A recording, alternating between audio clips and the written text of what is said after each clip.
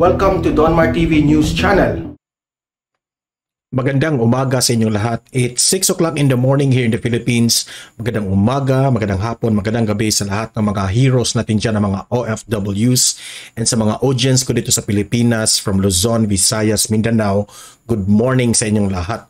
Okay, pag-uusapan natin itong si Sandro Marcos, Congressman Sandro Marcos, nagsalita na. Okay, ito'y tungkol sa kanyang Singapore trip na sa F1 Grand Prix na binatikos umano itong si Sandro Marcos at ang kanyang pamilya sa pagpunta dito sa event na ito. Ngunit nagsalita na ito si Sandro Marcos tungkol dito sa event na ito. Okay? Yan ang pag-uusapan natin. Pero bago ang lahat, bago natin itatalakay ito, importante na i-like at i-share itong video na ito para kakalat ito sa taong bayan. Okay? Like and share na kayong lahat. And also, itong Donmar TV, i-follow, i-subscribe sa ating Facebook at YouTube para lagi kayong updated sa ating mga balita. Okay? Follow and subscribe. Pag-uusapan na nga natin itong si Sandro Marcos nagsalita na. Okay? Nagpaliwanag na itong si Sandro Marcos tungkol nga dito sa kanyang pagpunta sa Singapore trip na may event doon ng F1 Grand Prix. Okay? Noong nakaraang araw, marami ang bumatikos sa mga Marcos family sa pagpunta nila dito sa event. Okay? Sabi ng mga bumatikos na pera ng bayan yan ang pagpunta ng Singapore. Yung eroplanong sinakyan, ginamit ang eroplano ng gobyerno. Ganun yung mga batikos. Wasting the money of the Philippines. Ganun, maraming mga batikos. Alam nyo naman kung sino yan, di ba? Yung mga bumabatikos, mga ayaw ng mga sa Marcos family, di ba? Especially itong mga dilawan. Yan. Ibinasa ko lahat yung mga batikos. Tiningnan ko yung mga profile. Alam na. May mga pink na mga profile. Binatikos. So hindi na ako dapat magtaka, no? Kung bumatikos sila dito. Okay? Pera raw ng bayan ang ginamit ng mga Marcoses sa pagpunta sa Singapore. Ngunit itong si Congressman Sandro Marcos ay nagsalita na tungkol dito. Ang sabi niya na hindi siya nag-spend ng a single centavo sa pagpunta niya sa Singapore. Okay? Yan ang sabi ni Sandro Marcos, ha? Wala siyang yung sariling pera niya sa pagpunta sa Singapore, wala siyang na-spend. Wala rin na-spend na government money. Nilinaw yan ni Congressman Sandro Marcos. Okay? Sabi ni Congressman, ang pagpunta nila sa Singapore, no? Kasi ang sabi ni Congressman Sandro is iba yung kanyang flight, no? Hindi sila kasama ni PBBM. Iba yung flight niya, iba yung flight ng presidente, ang kanyang ama. Okay? May sarili siyang lakad na doon sila magkita. Okay? So nilinaw yan ni Congressman Sandro Marcos. Sinabi ni Congressman Sandro na ang gumastos dito ay yung kanilang friend. Okay? Sabi niya, my friend took care of everything. Mga expenses sa pagpunta, pagkain, lahat. Ang kanilang kaibigan ang nag-spend ng money. Kasi invited sila eh. No? Binatikos kasi itong mga si Sandro Marcos, binatikos rin itong si PBBM dahil raw katapos-tapos lang magbagyong Carding, pumunta raw dito sa Singapore na event na F1 na race. Binatiko sila na hindi raw hindi raw wala raw delikadesa dahil galing pa raw sa Bagyo at nag-ano sila, di ba? Yan ang mga sabi ng mga bumabatikos eh. Ngunit, no? Sabi pa nga ni Congressman Sandro Marcos na swerte raw siya dahil sariling lakad, no? Ang pagpunta niya doon. Kaibigan ang gumastos lahat. No single centavo. Okay? So, sariling lakad ang kanyang pagpunta doon, no? Hindi kasama si PBBM, ngunit nagkita sila doon because they are all invited. Ngunit hindi siya sumama sa eroplano ng kanyang tatay sa pagpunta doon. Okay? Sabi niya, may hiwalay silang grupo na 12 silang mga kaibigan doon.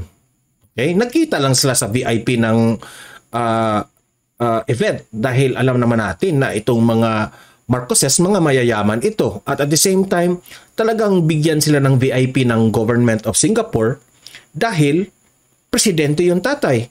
Oh, common sense naman yan. Tapos congressman siya. Okay? Alangan naman ipunta nyo, isawsaw nyo dyan sa mga ordinaryong tao doon. Hindi yan pwede. Magplastikan sila doon. Hindi. Nakalagay sila doon sa VIP. Okay? Yun ang talagang ilagay sila doon. At noon pa man, no? Ginagawa na nila ito, no? Pumupunta na sila dito sa event na ito. Okay? So, sabi ni Congressman Sandro Marcos, no? Matagal na ang book itong lakad na ito. Okay? Matagal ng book. Meaning planado na pumunta yung kanilang airplane, matagal nang nakabook para pumunta dyan sa Singapore. Okay? So, sabi pa nga ni Congressman Sandro, ang organizer ng F1 Grand Prix ay kaibigan nila. Mas lalo silang binigyan ng VIP. Mas lalo silang binigyan ng special treatment doon kasi kaibigan nila yung organizer. 'Di ba? Kung a-analyze niyo, talagang mapupunta sila sa VIP dahil kaibigan nila yung organizer. Tapos itong babaeng katabi ni Congressman Sandro, no? Ito ay si Alexa Miro na issue ito dahil girlfriend daw ito ni Congressman Sandro, no? Pero sabi naman ni Sandro Marcos, itinanggi niya, sabi niya kaibigan lang niya si Alexa tapos matagal na silang kaibigan. Yan ang sabi niya. Okay? So ang comment ko dito sa pagpunta ni Congressman Sandro Marcos sa Singapore, sariling opinion ko to ha, huwag kayong magalit, yung mga dilawan dyan, no? I believe on Sandro Marcos. Hindi ito nagsisinungaling. Okay? Kasi kung magsisinungaling ka at nagtatrabaho ka sa gobyerno, malalaman niya ng taong bayan. May mga resibo yan. So alam ko na itong mga Marcos, hindi yan mga sinungaling. Okay? Government money is not used sa kanilang lakad sa Singapore. 100% yan. And I believe them.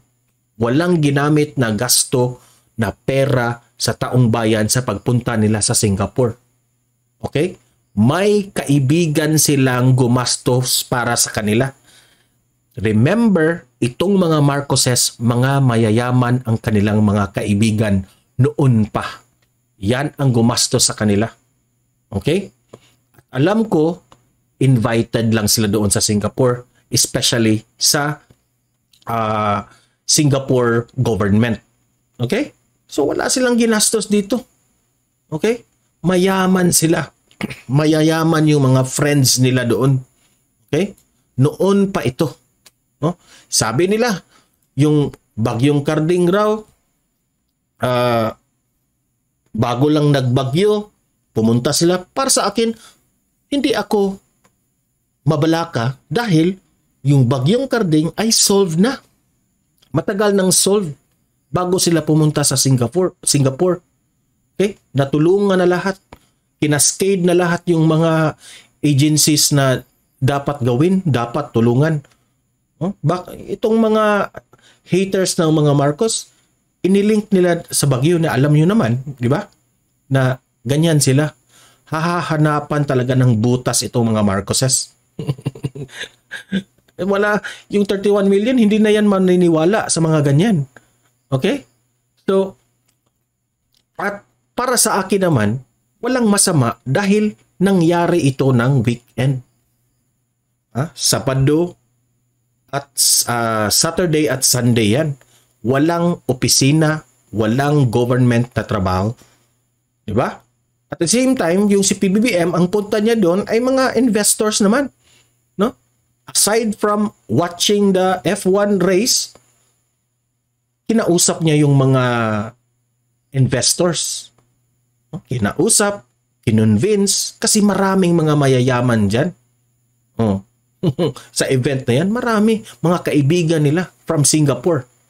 From Singapore to the Philippines na mga kaibigan, yan, marami yan, mga mayayaman dyan, the event. Okay? Walang trabaho kasi Sabado at Linggo yan. Tapos, they deserve to have a break sa weekend kasi itong si Sandro Marcos, congressman, itong si PBBM, masipag magtrabaho. No? Bago sila pumunta sa event na yan, tapos na, masipag yung mga trabaho nila, nakakaskade na lahat yung mga trabaho. No? So, ayan, si Congressman Sandro Marcos, malinaw ang kanyang sinasabi na kaibigan ang gumastos sa pagpunta nila sa Singapore. Okay? Mahiya naman kayong mga dilawa na bumabatikos dyan. Okay? Mayayaman itong mga pamilyang Marcos. Okay? Mahihiya naman kayong sabihin nyo na gumastos ito ng pera ng gobyerno. Inggit lang kayo. Di ba? So, naniniwala ako kay Congressman Sandro Marcos sa sinabi niya dito. Okay? So, saludo ako dito sa Sandro Marcos, masipag magtrabaho. Okay? At the same time, dalawa ang kanilang pakay dyan sa pagpunta, watching the F1 race, at the same time, convincing investors. No? Tayong lahat, Pilipino, may karapatan tayong magiging masaya. Okay? May karapatan tayong mag-break. No? Ako nga, galing sa trabaho, no? Preoccupied yung isip ko, kailangan ko ng break. Kasi kung puro na lang trabaho yung isip mo, the tendency is mag-breakdown ka. Kaya ako, no? Especially na itong si Congressman Sandro Marcos, ang kanyang tatay ay presidente ng Pilipinas. So, busy itong batang ito. Maraming trabaho. Aside sa kanilang lugar na kanyang pagiging congressman, nagsiservisyo ito sa buong Pilipinas dahil presidente ang kanyang tatay. So, they deserve a break para pagkatapos ng break, babalik sa trabaho, ma-fresh yung mga ideas. Yun ang pagkaunawa ko dito. Okay? So, ako, patuloy kong ipaglaban talaga itong mga pamilyang Marcos na bilang leader sa atin sa Pilipinas dahil walang masamang ginawa itong mga Marcoses. Magaling, masipag bilang leader sa atin sa Pilipinas. Okay? So, importante i-like, i-share itong video na ito para kakalat ito sa taong bayan. Subscribe and follow sa aking YouTube at Facebook sa Don Mar TV para lagi kayong updated sa mga balita natin. Okay? So, ayan. Patuloy nating ipaglaban itong mga great leaders natin sa Pilipinas, Presidente Bongbong Marcos, at as what Vice President Inday Sara said, always nating mahalin ang Pilipinas. Okay? Guys, see you in my next video. Have a great day and God bless everyone.